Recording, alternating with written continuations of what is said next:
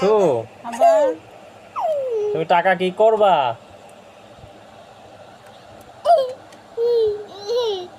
টাকা ছিঁড়ে গেল না।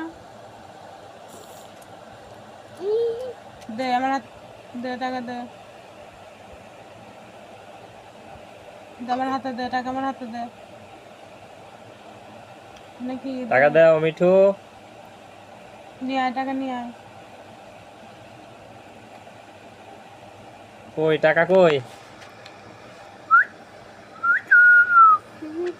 কামড়া কামড়া খাবে এখন। আসো।